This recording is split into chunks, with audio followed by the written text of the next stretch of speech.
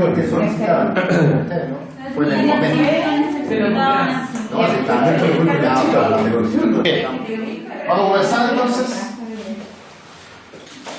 Entre hoy y mañana veremos lo pertinente a lo que es la teoría de la prueba. Nos vamos a dedicar a revisar en términos generales los medios de prueba más importantes. Eso quiere decir que vamos a ver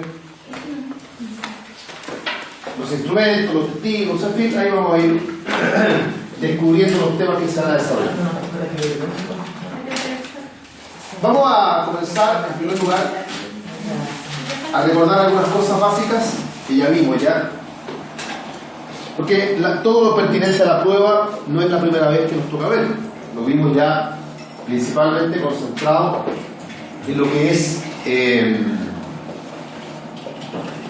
juicio ordinario. Ahí conversamos de qué es lo que se prueba, cuándo se prueba, cómo se prueba, quién prueba. Hablamos también de la resolución que recibe la causa prueba. Eso en cuanto a lo que es la prueba, tal vez desde un punto de vista más bien civil. Desde el punto de vista penal, la prueba no tiene tantas limitaciones, no tiene tantas reglas, porque en materia penal se puede deducir prueba en cualquier oportunidad. Idealmente la prueba se rinde dentro del juicio oral, pero uno ya puede estar acompañando o anunciando los medios de prueba durante la extensión de todo el procedimiento. No hay en materia penal, no hay términos probatorios propiamente tales. No encontramos acá los términos probatorios ordinarios, extraordinarios, en fin, sino que solamente la idea de ir recopilando la prueba durante toda la etapa de investigación. En la etapa preparatoria, ajustar cuáles son los medios de prueba que efectivamente se van a deducir, dentro de los cuales encontramos también las convenciones probatorias, y luego la prueba se rinde ya formalmente durante la etapa de juicio oral. No hay mucho más que decir realmente respecto a la prueba, entendiéndose claro que en materia penal la prueba se puede rendir sin tanto límite en cuanto a el medio, en cuanto a cuál es el medio. No estamos tan limitados como se ocurre en materia civil, que ya lo vamos a comentar ahora. Cabe destacar además que cuando en materia penal, en el juicio penal, se deduce demanda civil, la prueba se aprecia de la forma como se aprecia para el procedimiento penal. Es decir, cuando el juez penal aprecia la prueba deducida para la demanda civil, no tiene que apreciarla ni regirse de acuerdo a las reglas civiles, sino que seguirá haciéndolo bajo las mismas reglas penales. El sistema chileno en general es un sistema que actualmente se encuentra, podríamos decir, migrando. Va desde lo que era y es todavía para muchos procedimientos el sistema de la prueba legal o prueba tasada, que es un sistema que tiene como principales características, por un lado, que los medios de prueba son aquellos, y son solo aquellos, que están expresamente señalados por la ley. No hay más medios probatorios que aquellos que la ley señala.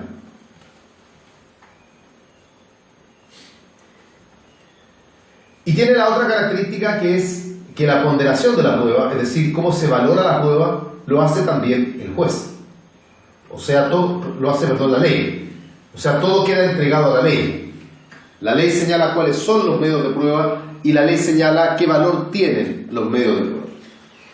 Es el sistema que impera, por ejemplo, todavía en el juicio ordinario de mayor cuantía. Y por lo tanto, como ese es el juicio más importante, sigue siendo, por lo tanto, el sistema de la prueba legal o tasada, el sistema que opera en Chile. Pero estamos cambiando, y nos damos cuenta de ello en los procedimientos nuevos, juicios laborales, de familia, por ejemplo, que la mentalidad del legislador está cambiando hacia instaurar el sistema denominado de la sala crítica, que es un sistema que, si uno tuviese que destacar dos características comparativas con el anterior, tenemos que, por un lado, se mantiene el que los medios de prueba lo señala la ley. O sea, no tenemos la libertad para presentar todos los medios de prueba que se nos ocurran, sino que solo los que la ley señala. Pero el valor probatorio lo determina el juez de acuerdo a las reglas de la sala crítica, que consisten en ver las máximas de la experiencia, O sea, el juez determina el valor probatorio que tendrá cada uno de los medios de prueba presentados. Existe de todas formas un tercer sistema, que no es el que se aplica en Chile, salvo una excepción que la vamos a comentar, que es el sistema de la libertad probatoria, que es un sistema en el cual, como su nombre lo indica, todo es libre, es decir, la prueba se deduce con libertad, puede ser por lo tanto cualquier medio probatorio. La forma de apreciar la prueba también queda entregada al tribunal, o sea, con libertad. Eso implica una presencia en el sistema chileno muy reducida, prácticamente inexistente, y que se daría solamente en los juicios arbitrales, y dependiendo del juicio arbitral también, porque no todos los juicios arbitrales son tan libertarios, pero por lo menos cuando hablamos del denominado árbitro arbitrador o amigable componedor, ahí los medios de prueba y la forma de percibir la prueba, ahí es con libertad. Pero el sistema de la libertad probatoria es un sistema que nuestro derecho aún no recibe o no acoge. Estamos recién pasando por la sala crítica.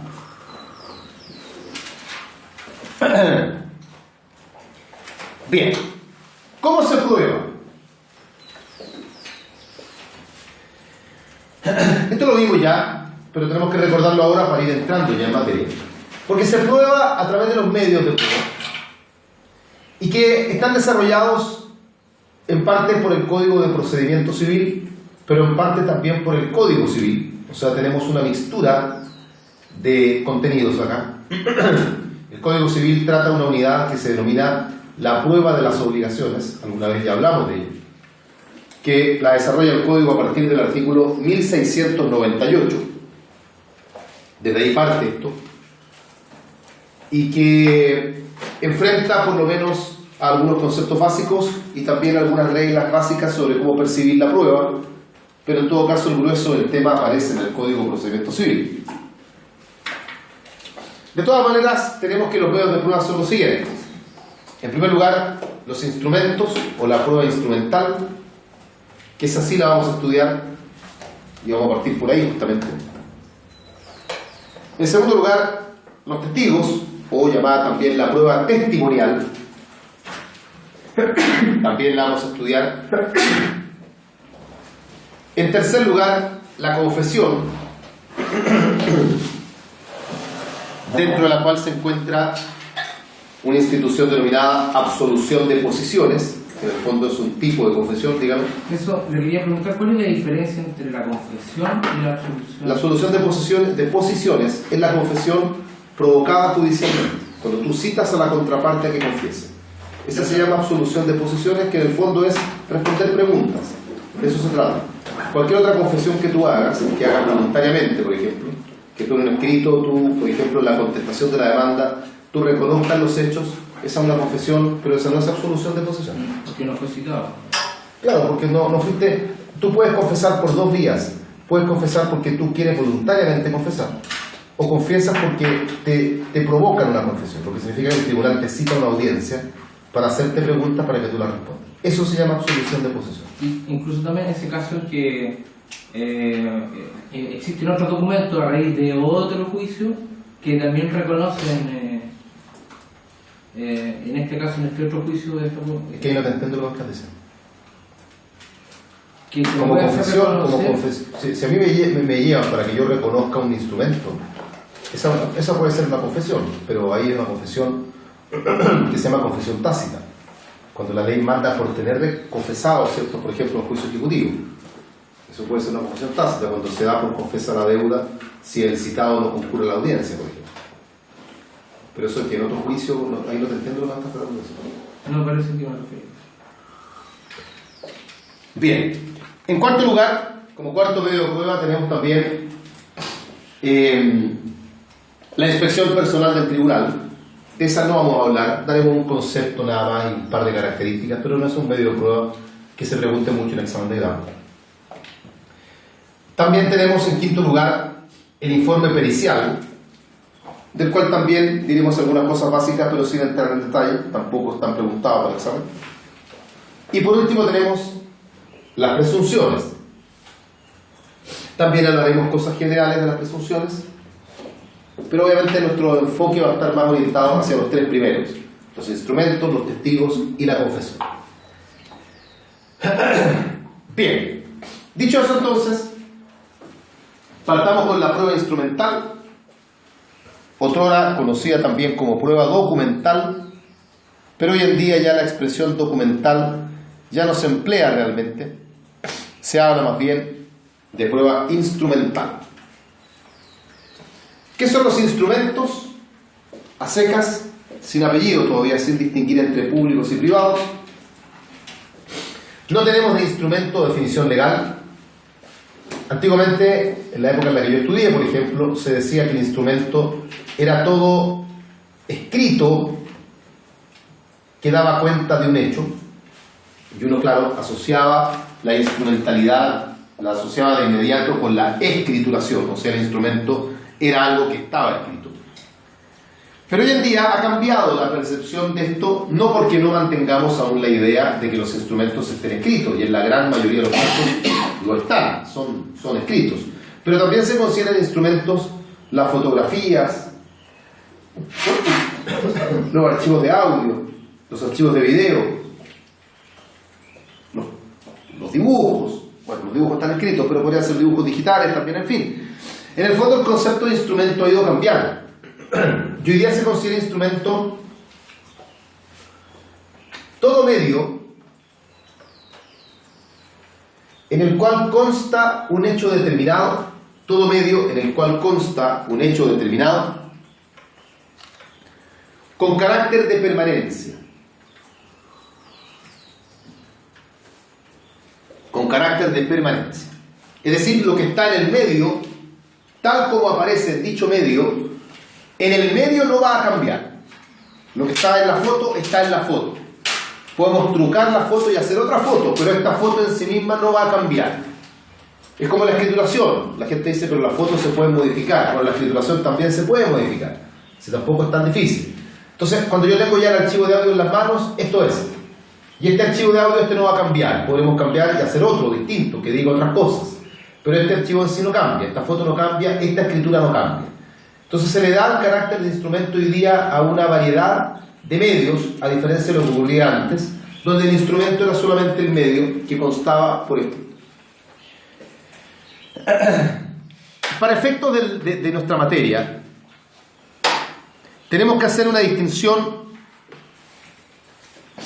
que divida los instrumentos en dos grandes áreas, que son por un lado los instrumentos públicos, el instrumento público por un lado,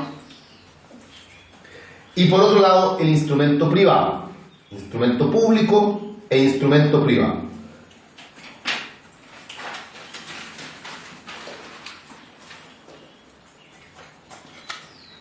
Pero antes de entrar a ello, veamos qué características tienen los instrumentos. Y me refiero a características como medio de prueba. Como medio de prueba. En primer lugar, constituyen un medio de prueba preconstituido. ¿Qué significa que sean preconstituidos? ¿Qué significa que una prueba sea preconstituida? Significa que el medio probatorio existe con independencia al juicio, con anterioridad al juicio. Yo celebré la escritura cuando yo no estaba en un juicio todavía, lo hice al momento de celebrar un contrato. Ahí está el documento, ahí dejé constancia del contrato. O si pagué una deuda, el documento que acredita que yo pagué la deuda, lo he hecho fuera del juicio, antes del juicio. Justamente uno tiende a escriturar los actos con la finalidad precisamente de que si algún día llega a ser necesario, tengo acá el medio de prueba que acredita que yo este acto ya lo celebré. Yo hago un contrato por escritura pública para eventualmente demostrar que el contrato fue celebrado. Y uno tiende a preconstituir pruebas. Y una de las finalidades, justamente, no la única, pero una de las finalidades de una escritura pública, más que la privada también, pero más en la pública, es que la pública sirve para preconstituir pruebas. ¿Por qué estás haciendo tal o cual acto por escritura pública? Bueno, por si el día de mañana tengo algún problema, aquí tengo la demostración objetiva de que la escritura pública fue celebrada. No de que lo que ella diga sea cierto, ya lo vamos a conversar, pero por lo menos de que Pedro y yo sí fuimos a la notaría el día 3 de agosto del 2014 y celebramos este documento. Segunda característica de los instrumentos, son un medio que se califica como indirecto. Indirecto porque el tribunal, el juez, no percibe los hechos por sus propios sentidos, sino que en este caso va a tomar conocimiento de los hechos a través del documento en sí mismo. Pero el juez no estuvo presente observando directamente los hechos en sí. La verdad es que el único medio de prueba directo es la inspección personal del tribunal.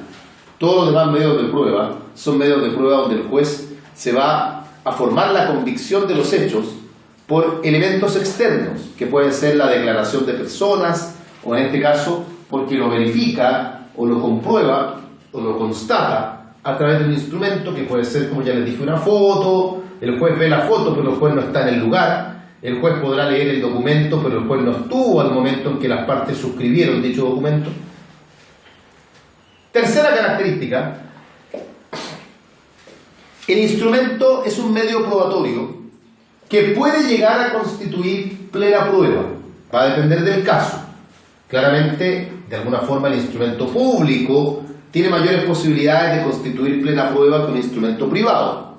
Pero también el instrumento privado puede constituir plena prueba. ¿Qué significa plena prueba? Para que entendamos. Plena prueba no significa una prueba absoluta, devastadora, que ya no haya nada que hacer, sino que significa que a menos que se pueda comprobar algo diferente, tenemos que el hecho se debe dar por comprobado. Pueden haber colisiones, porque puede que tengamos un instrumento público que diga blanco y otro que diga negro, y ahí el juez tendrá que resolver. O puede que los testigos unos digan arriba, otros digan abajo, y ahí el juez tendrá que ver a qué testigo les da prevalencia. Pero salvo que ocurra algo como aquello, se tiene entonces una plena prueba. Plena prueba, en otras palabras, significa que el medio por sí solo es capaz de formar la plena convicción del tribunal, por sí solo. Cuando no se trata de plena prueba, hablamos de semi-plena prueba. Semi-plena prueba, que también implica, en otras palabras, ir asociado con lo que son las presunciones judiciales. Una semi-plena prueba produce convicción cuando va acompañada de otros medios, o sea, necesita complementarse, porque por sí sola no es la plena convicción que uno espera, pero sí podría serlo si se complementa a través de otros medios. En el caso de los instrumentos tienen la habilidad de llegar a ser plena prueba. Por dar un ejemplo, y lo vamos a desarrollar en un momento más, por ejemplo, un instrumento público constituye plena prueba de la fecha en que fue celebrado. Veremos que los instrumentos públicos no hacen plena prueba respecto de todo necesariamente, pero por lo pronto de la fecha no hay ningún inconveniente.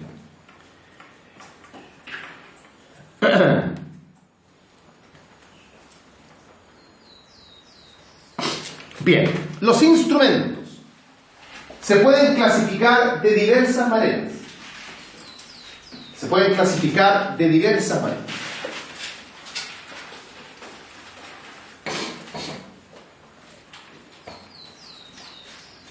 Una primera clasificación de los instrumentos no es la que nos va a interesar, porque además se van a dar cuenta que en civil ya la desarrollamos, atendiendo a la finalidad que cumplen,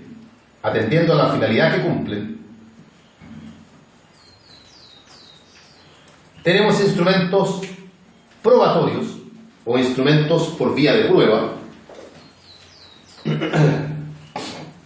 que son aquellos instrumentos que se otorgan con la finalidad, como ya está dicho, de preconstituir un medio de prueba.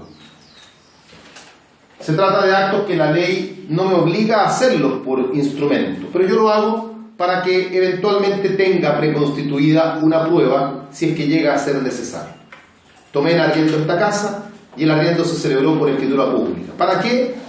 Vale igual, aunque no se haga por escritura pública, pero se hizo por esa vía para tener preconstituido el medio de prueba si es que en algún momento llega a ser necesario. Dentro de esta clasificación, en cambio, por otro lado, están los instrumentos de solemnidad, por vía de solemnidad, que obviamente se refiere a aquellos instrumentos que se otorgan porque la validez del acto así lo requiere. La validez del acto así lo requiere.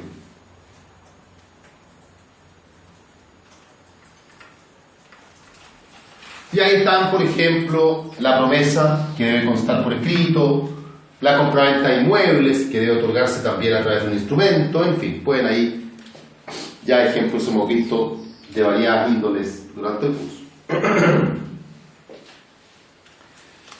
Segunda clasificación de los instrumentos. Atendiendo a la función que cumplen dentro del juicio,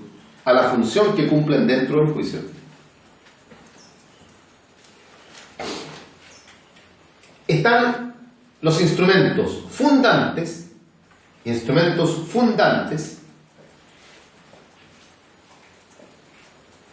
y por otro lado los instrumentos de mera prueba, instrumentos fundantes e instrumentos de mera prueba.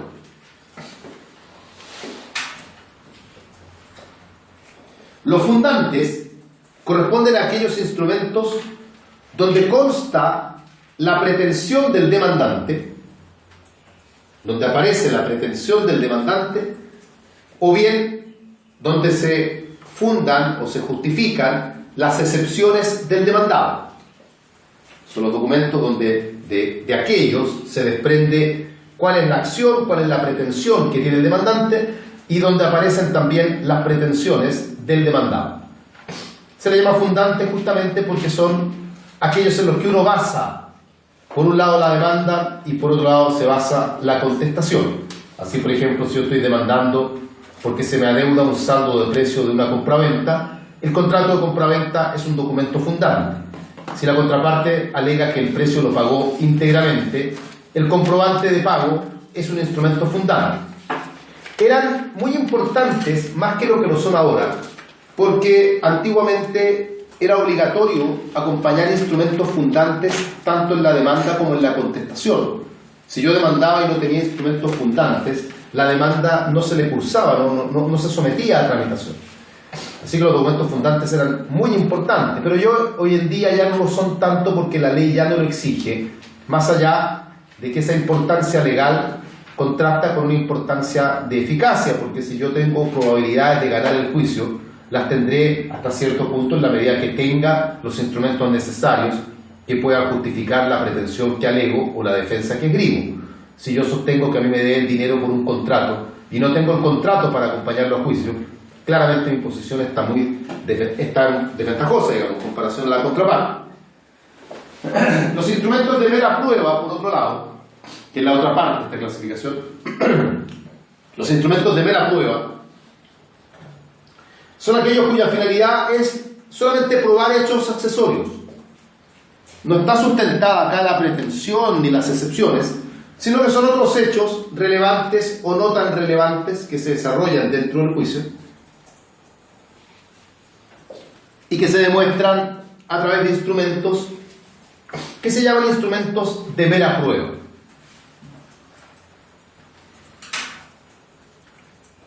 Por ejemplo, el demandado quiere demostrar que él es una persona tremendamente responsable y por ende acompaña documentos que acreditan que él se encuentra al día en el pago de todas sus cuentas, donde la Junta de Vecinos dice que él es un vecino ejemplar, en fin, que no sirven para nada realmente, pero se acompañan con el fin de demostrar un poco que yo soy una persona intachable, recta, honesta.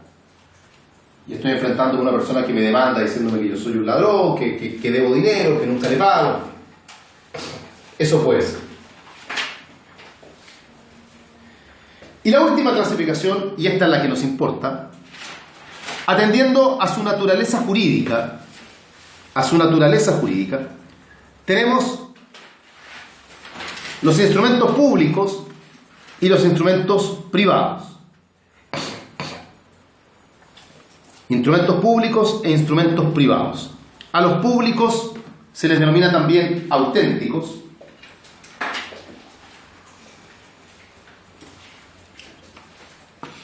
Y que claramente tienen una importancia que está vinculada con el valor probatorio.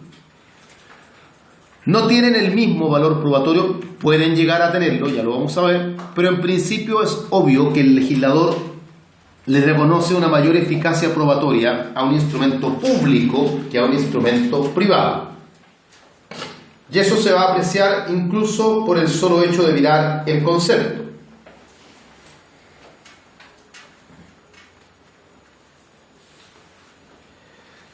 Vamos bien.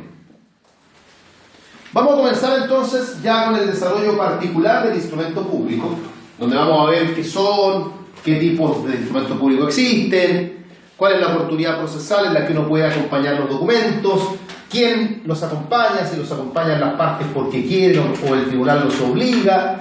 Vamos a ver también, obviamente, cómo se acompañan a juicio, en fin, todo lo que tiene que ver ya con la parte netamente probatoria, procedimental del instrumento. Pero comencemos como tiene que ser, definiendo lo que es un instrumento público. Y aquí tenemos la definición que la señala el Código Civil en el artículo 1699,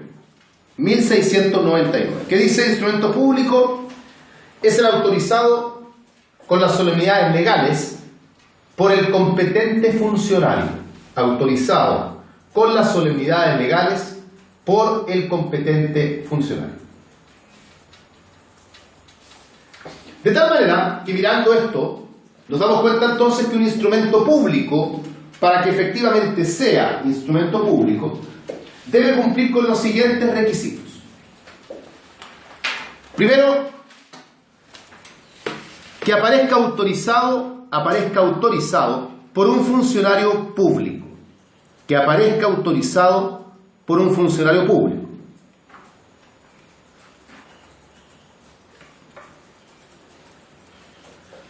Segundo, este funcionario público debe ser competente.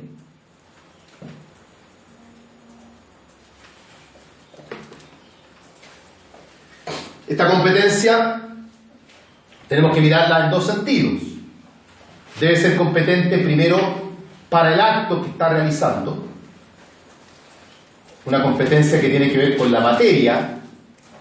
Así, por ejemplo, un oficial del registro civil no es competente para otorgar ante él una compraventa de inmuebles, así como el notario no es competente para aseverarse ante él un matrimonio. O sea, tiene que ver con una competencia temática, pero también la competencia tiene que ver con el territorio.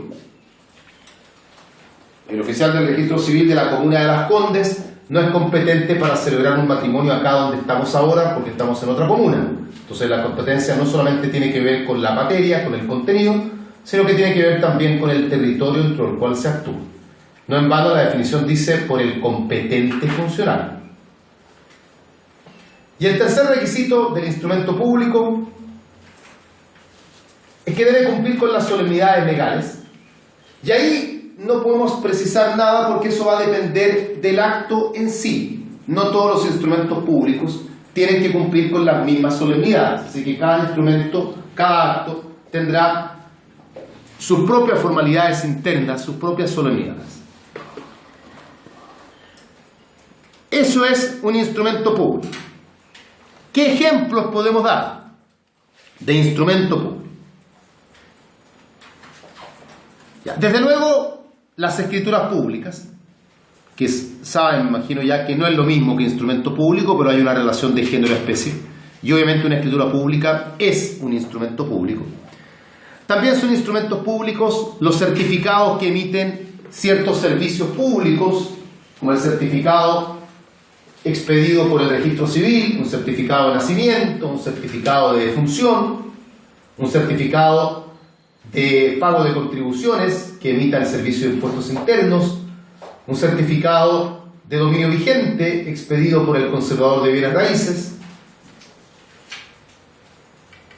También es instrumento público la sentencia judicial.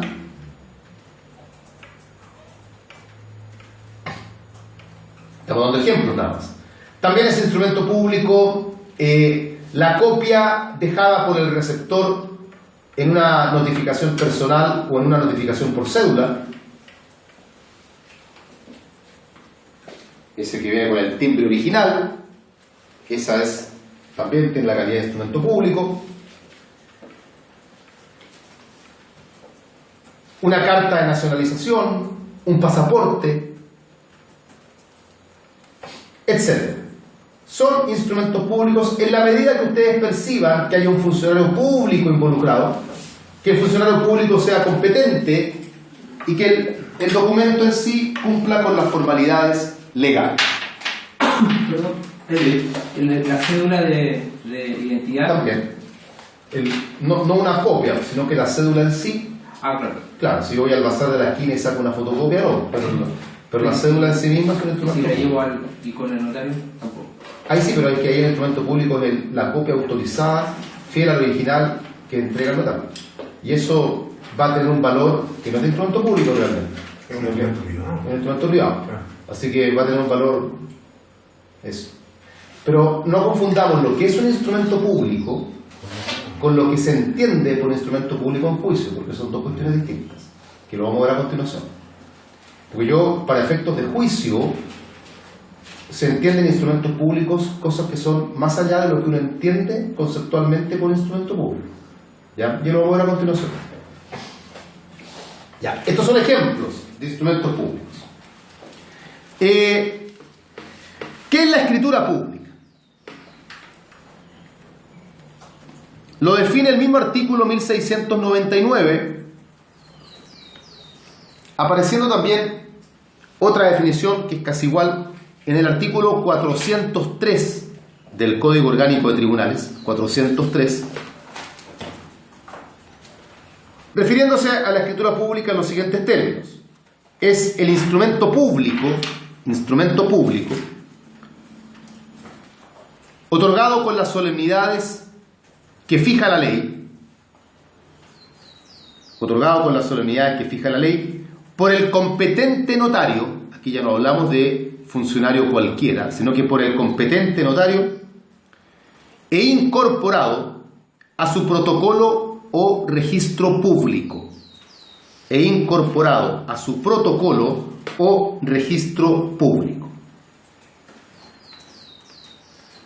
De ahí entonces que la escritura pública tiene los siguientes requisitos.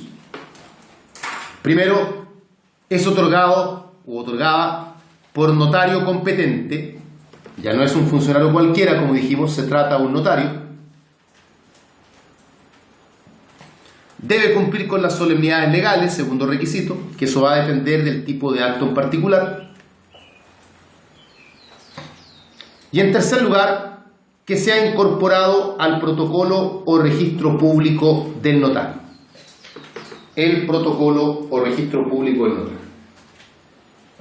El protocolo, de todas formas, es un libro público en el cual se registra todas las escrituras que se realizan ante el notario y se van registrando en un orden numérico.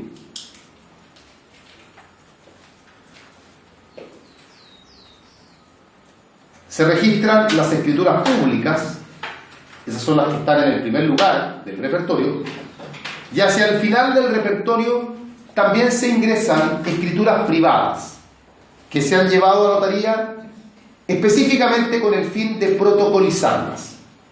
Hay escrituras privadas que no logran con eso el efecto de la escritura pública, pero quedan como escrituras privadas, quedan protocolizadas.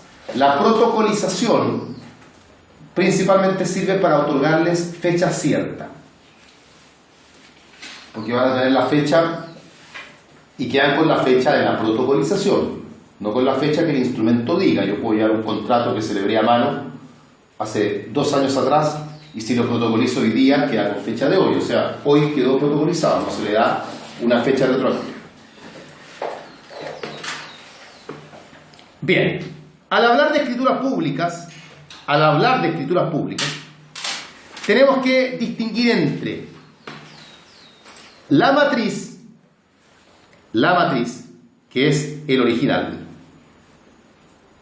Esa es la matriz, el original, que queda en notaría.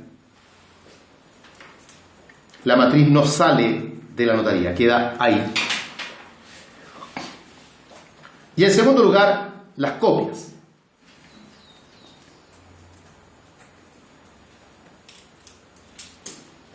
Que en la medida que sean declaradas como fieles al original, son instrumento público también. La copia autorizada de escritura pública, dicha autorización la hace el propio notario. Lo que uno lleva bajo el brazo cuando sale de la notaría son copias. Uno no saca el original porque el original queda siempre en notaría. Y toda vez que uno requiera sacar copias, va a la notaría, ordena copias, ellos sacan la matriz, sacan las copias que se hayan requerido, van con el timbre y la firma del notario, quien demuestra o declara que son fieles a la matriz, fieles al original, y eso por ende implica que tenemos ahí escrituras públicas en la mano. Pero uno nunca tiene el original, ese queda siempre en notaría y eventualmente se va al archivo judicial, pero no queda, digamos, en manos de nadie. Uno no sale con ese documento bonito, con la carátula de la notaría y todo lo demás. Esa es una copia autorizada. Bien.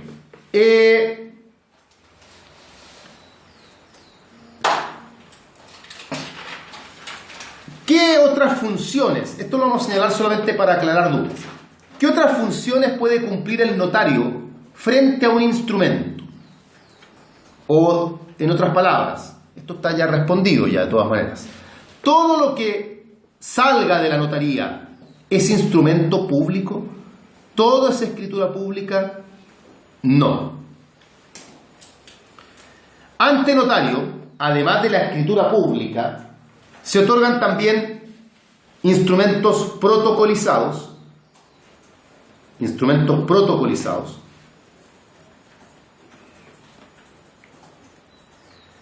que son, como ya lo hemos dicho, instrumentos privados que se agregan al protocolo, o sea, se agregan a este registro público que hemos señalado, pero no logran con ello el efecto ni el valor de una escritura pública, sino que quedan solamente como escrituras privadas protocolizadas.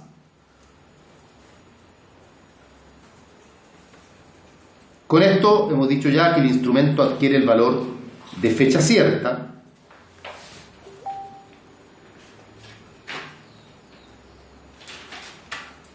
pero no más que eso. Y en segundo lugar, también puede ocurrir que ante notario tengamos instrumentos privados autorizados ante notario.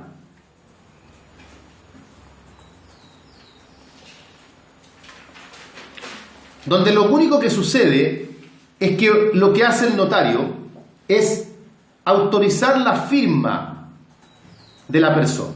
O sea, dar fe de que la persona que firma es la persona que efectivamente estuvo ante él firmando. Da fe de la identidad de los firmantes. Que es un trámite muy común cuando uno, por ejemplo, tiene que pagar una deuda y le dicen tiene que firmar este pagaré y tiene que autorizarlo ante notario, y uno toma el pagaré, va a una notaría, firma ante notario y eso es todo.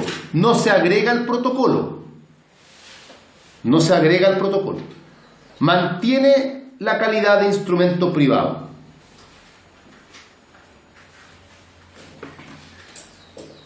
En algunos casos, sin embargo, relacionemos procesal, un instrumento firmado ante notario podría llegar a ser título ejecutivo. Y me refiero, lo vimos en su momento, a los títulos de crédito, que una de las maneras de que queden como título ejecutivo perfecto es autorizar la firma o el endoso ante notario. No olviden que la otra forma era iniciar una gestión preparatoria de la vía ejecutiva, que era notificar personalmente el protesto bancario, que es un trámite más o menos larguito, o por lo menos engorroso. En cambio lo otro es mucho más simple, Nosotros damos el ejemplo en clase de un cheque que se autorizaba la firma ante notario y con eso ya se podía demandar ejecutivamente. En cambio, si el cheque no se autorizaba ante notario y me lo protestaban, había que iniciar la notificación personal del protesto, la otra parte tenía un plazo para oponerse por falsedad de la firma y toda una historia ahí que contamos hace un tiempo atrás. Dígame. Como en contratos como en el arrendamiento, por ejemplo, que usualmente la gente firma ante notario, no estaría dando fecha cierta entonces. ¿Al contrato? Sí, la firma ante notario igual da fecha cierta. Da fecha cierta y da fe de la identidad de los firmantes, nada más. Profesor, en Sí. contratos de servicios educacionales, como los casos de la universidad, Sí. cuando hacen estas letras de cambio, los cheques, ¿es el mismo proceso que usted nos señaló? Título ejecutivo, claro. De título ejecutivo. Claro, lo hacen por eso. ¿Pero la universidad lo hace de inmediato? No sé, yo creo que depende de la universidad eso. Porque lo pregunto porque como hoy en día existe la figura de las cláusulas de aceleración, Sí. por eso... Pero es que eso va aparte, eso va en un contrato. Eso aparte. La cláusula no va en el título de crédito, la cláusula va en el contrato. En el contrato de colegiatura va la cláusula de aceleración. Bien. Gracias. ¿A iniciativa de quién se deduce prueba testimonial, prueba instrumental? ¿A iniciativa de quién se deduce prueba instrumental? La prueba instrumental se puede dar por dos vías. Una, por iniciativa de la parte, por iniciativa de partes, o bien por iniciativa judicial. Iniciativa de partes, esa es una posibilidad, la otra es por iniciativa judicial. Por iniciativa de parte puede ser de dos tipos. Puede ser voluntaria, lo cual ocurrirá cuando la propia parte acompaña un documento, o sea, yo mismo presento el documento ante el tribunal, yo acompaño el documento.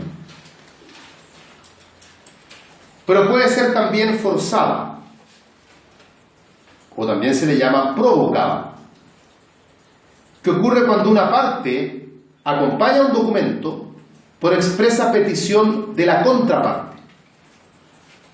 O sea, yo le pido al tribunal que aperciba a mi contraparte para que mi contraparte acompañe un documento. Yo el contrato no lo tengo en mi poder, juez, pero lo tiene la otra parte. Entonces yo le pido al juez que ordene a la otra parte que acompañe un documento. Y ahí el documento se acompaña también por iniciativa de una parte, pero no por la parte que lo presenta, sino que por la parte contraria. Esto ocurre, por ejemplo, en las medidas prejudiciales. Hay una medida prejudicial que se llama exhibición de documentos. Puede ocurrir dentro del juicio también, ¿eh? No quiero que se queden con la idea que solo es medida prejudicial, pero ahí claramente aparece una medida prejudicial que es esta: exhibición de documentos. Y la otra forma, la otra iniciativa, ¿quién más puede tener la iniciativa? Es el juez. Y esto ocurrirá ¿cuándo o cómo ocurrirá esto que el juez ordene que se acompañe un documento? Ya no es porque ninguna parte lo haya pedido, es porque al juez se le ocurrió a él. Como medida para mejor resolver. Exactamente, que ya las estudiamos ya, el artículo 159, dentro de las medidas para mejor resolver, contiene la posibilidad de que el tribunal pueda requerir que se acompañen ciertos documentos, como medida para mejor resolver. Bien, sigamos. ¿Cuál es la oportunidad procesal para rendir prueba instrumental? Oportunidad procesal para rendir prueba instrumental.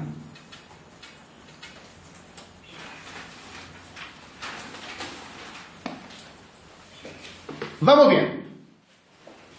Primer momento o primera oportunidad como medida prejudicial, es decir, antes de iniciarse el juicio. Antes de iniciarse el juicio. Y ahí ocurre o aparece como medida prejudicial.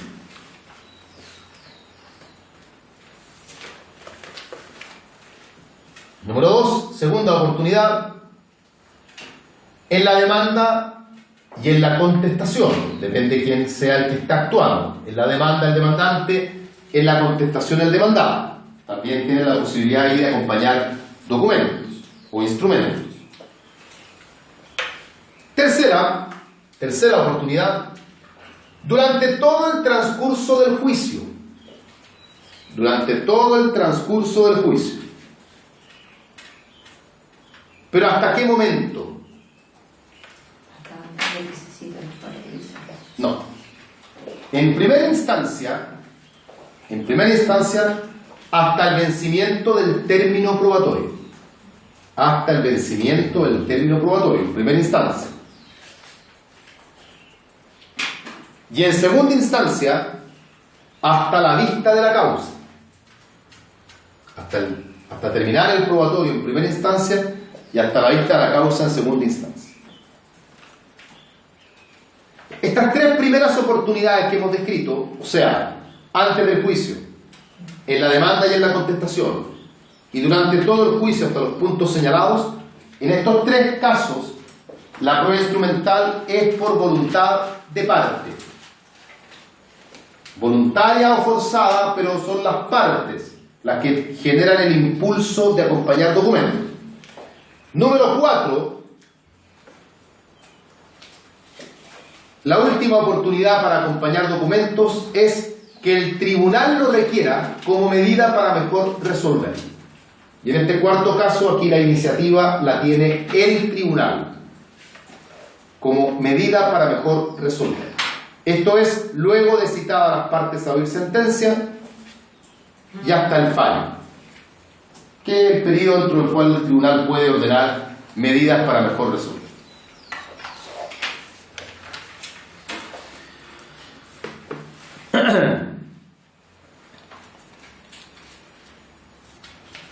Bien. ¿Qué se entiende por instrumento público en juicio? ¿Qué tenemos que entender por instrumento público en juicio? Y acá nos vamos a la descripción que da el artículo 342 del Código de Procedimiento Civil. 342 del Código de Procedimiento Civil señala qué se debe entender por instrumento público en juicio. Señala que se deben tratar como instrumentos públicos, primero, los documentos originales. Los documentos originales, como sería, por ejemplo, el certificado de nacimiento que yo fui y pedí en el registro civil y que me dieron ese papelito verde. Ese es el certificado o documento original. En segundo lugar, las copias autorizadas por funcionario competente. Copias autorizadas por funcionario competente.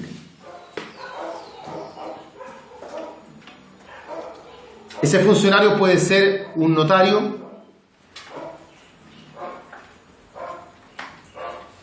o puede ser también el propio juez, a quien se le exhibe la copia conjuntamente con el original y el propio juez declara que la copia es fiel al original.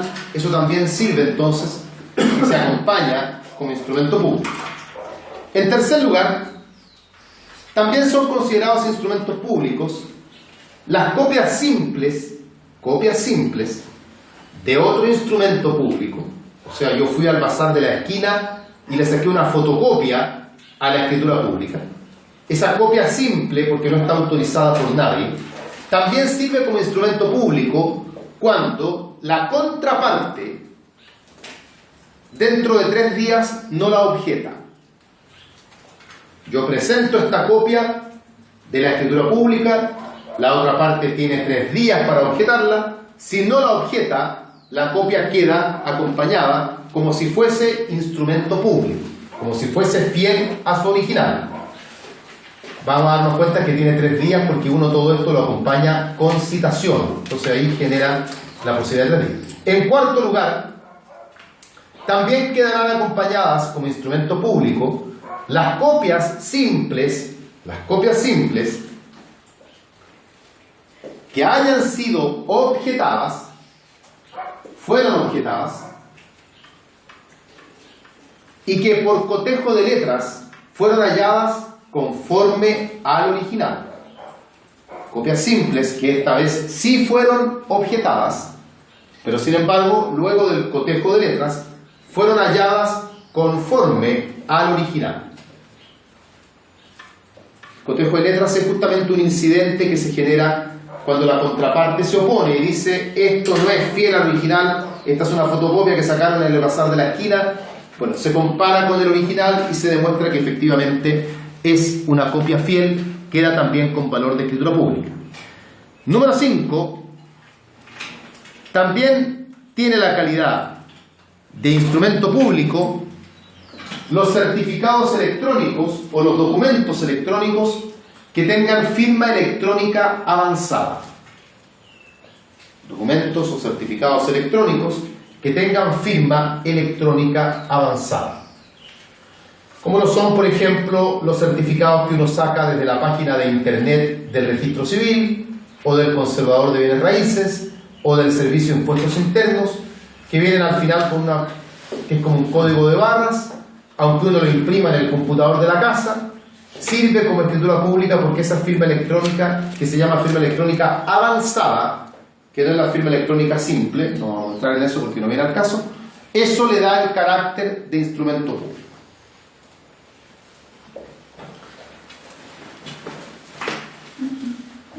Bien, ¿cómo se acompañan los instrumentos públicos en juicio?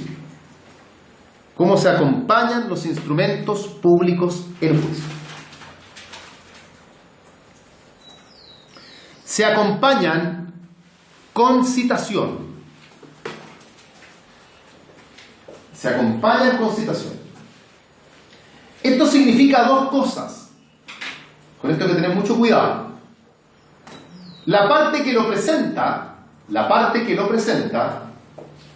debe pedir que se tenga por acompañado con citación. Tiene que ocupar la expresión. Acompaña documentos con citación. La parte tiene que decirlo.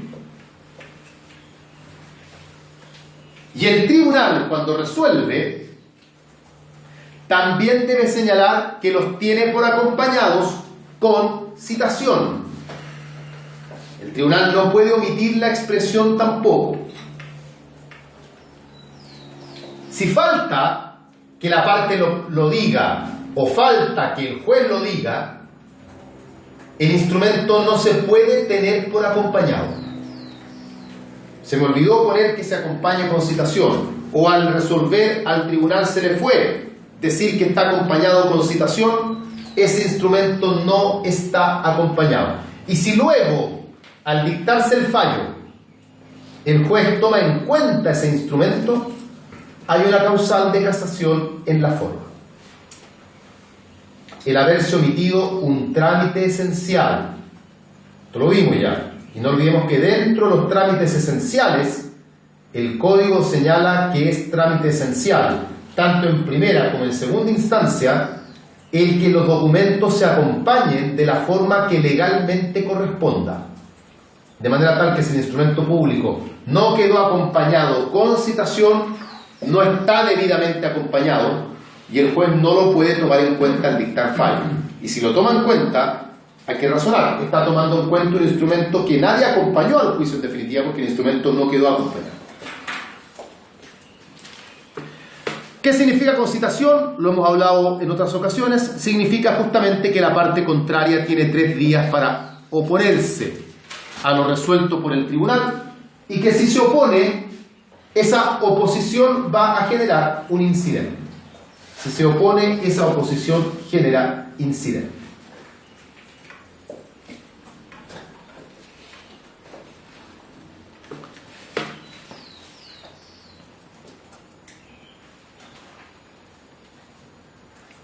Bien. Coloquemos como título, hacemos un break ahora, el valor probatorio del instrumento público. Valor probatorio del instrumento público. Vamos a ver eso luego y veremos también el instrumento privado, que en el fondo es casi igual al tratamiento del instrumento público con 2 o 3 obvias diferencias. Por eso es que nos tomamos más tiempo en ver el instrumento público para que después el privado sea más llano, más fácil de desarrollar. Hacemos un break entonces, dejamos ese título, valor probatorio del instrumento.